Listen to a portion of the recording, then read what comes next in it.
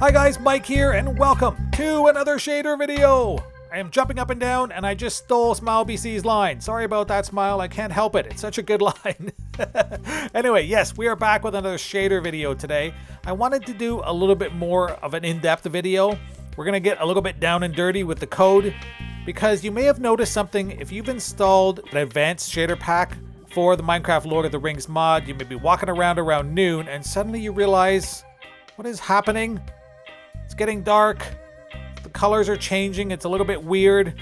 It's like a solar eclipse, the heart. I'm just kidding, but yeah, there is definitely a problem with shaders when it comes to the Minecraft Lord of the Rings mod, or at least a lot of shaders. And the reason is that the Lord of the Rings mod essentially doubles the day-night cycle compared to vanilla Minecraft. The vanilla Minecraft day-night cycle is 10 minutes for day, 10 minutes for night, a 20-minute total cycle, and the Lord of the Rings mod is 40. So the shaders, or at least most shaders, have a hard-coded day-night cycle, and that gets very, very messed up when it comes to the Lord of the Rings mod because it has no idea what to do. It thinks it's nighttime right now. So to fix that is going to be a little bit involved. Now, you can see things are changing again. Yeah, it's a lot of weirdness. It is very annoying for me, and it's very annoying if you're trying to make videos because, well, it's not very realistic. And if you want to do shaders, you're probably trying to be realistic, right? Anyway, to do that, we have to leave Minecraft and we have to get into the shader pack itself. So let's do that now. Okay, so let's get started. As you can probably see, I have downloaded and placed the Sildur's Vibrant Shader Pack on my desktop, and we are going to get down and dirty and start editing it. First thing we need to do is we need to unzip it. I'm going to use 7-zip. I'm going to open the archive, and I'm going to place the shaders folder on the desktop as well, because we're going to get in there. Now, I'm going to assume you guys have a working knowledge in how to, unzip and download shaders and install them and stuff like that. If you don't, you can check out some of my earlier installation videos. Link will be probably in the top right about now. But we're going to get started. So open up this folder. You're going to see a lot of stuff here. Now, I'm going to tell you something straight off the bat. One, you don't need to edit every single file, but I am going to tell you to check every single one. The reason being is I want to future-proof this video. I want to make sure that as things change, as shaders get updated, that I don't have to release a new video every time. Just check them all. The technique I'm going to show you works very well for Sildur's and other shaders which are based on similar code. I'm not going to guarantee it's going to work for every pack, and please don't bug me with weird comments telling me everything's broken. Just run Sildur's. It's the best anyway. I'm going to tell you right now, it's the best. The most optimized, the best looking, just do it, all right? We're going to start with Composite FSH here. We're going to open that up. And I know there are probably better ways to do this. If you guys have a better way, just do it. I'm going to choose the simplest way because I figure that I want everyone to be able to understand it, and I don't want people to have to download a lot of software and learn new software. So we're just going to use WordPad. We're going to open it with WordPad. This is the code right here. We're going to do a find and replace. We're going to search for a variable. We're going to search for a variable called world time. All right, let's find next. There we go, world time. Now, what this is right here, you don't actually want to replace this one. This is the variable declaration where the variable is being declared, and we want to declare a new variable below this one. Okay, so you can see here that I have declared a new variable, LOTR time, which is world time divided by 2.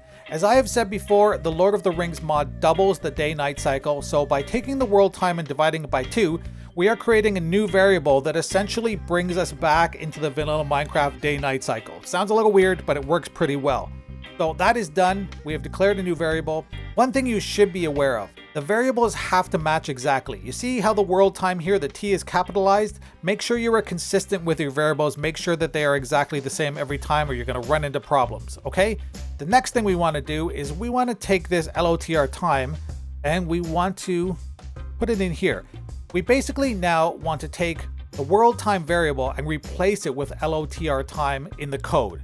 Not this declaration part, but in the code itself below. I actually don't believe it's in this file, but I'm going to do a search and replace anyway. The other thing I would recommend you do is copy this line because we're going to be pasting it into quite a lot of files. So let's find next. It's already found this one. It says it's finished searching the document, which means there's no code below which references this, but it's important we put this in. Let's cancel it. Let's save this file. All right, we're done the first one. Let's open the next one here. We're going to open it again with WordPad, and we're going to do our replace world time again and LOTR time. All right, find the next one. We find our declaration place here, and we are going to paste the same code that we just did. This introducing or declaring the new variable. And then we're going to find next. All right, see that? We are within the code here. We want to replace that with LOTR time. Make sure you don't replace all, because then you're going to replace the variable declarations, which we want to keep, right? But we're going to replace this one. We're going to find the next one here. We're going to replace that. We're going to replace that one as well. Replace this one. Done. Save. All right, so we finished the first two. Now comes the hard part. We got to do it to all these. Some of the files don't have the world time in it at all. If they don't even worry about it. Don't change anything. Just keep going. Replace again. World time. Find next. There you go. It's right there. We got to replace this. Our little variable declaration here. We're going to find next. You can see that the world time is in the code, so we want to replace that. LOTR time. Let's replace it. Replace this. Replace this. Done. Save. So I finished this one. We are going to go down through all of these. I'm not going to take you through them all. I'm going to assume you know what you're doing from here on. You follow the same process over and over, replacing world time with LOTR time and introducing, declaring that variable. All right, exactly the same process. When you're finished, you're going to end up with a shader folder that is now fixed and ready to go. So we open up 7-zip again. We're going to add to archive. Let's call it, I'm going to call it Silders Vibrant 118 LOTR fix. Sounds complicated. And there we go. We got our new fixed file. We are going to copy this back into our Minecraft shader folder, and we should be good to go. Let's go back into Minecraft and see how it works. All right, I have loaded up Minecraft again. As you can see, the colors are still screwed. We're going to go back into our shader options, and we're going to activate the new pack. And as you can see in the background, it already looks good. Yes, check that out. Things are looking amazing. We're back to normal. This is how a noonday sun should look.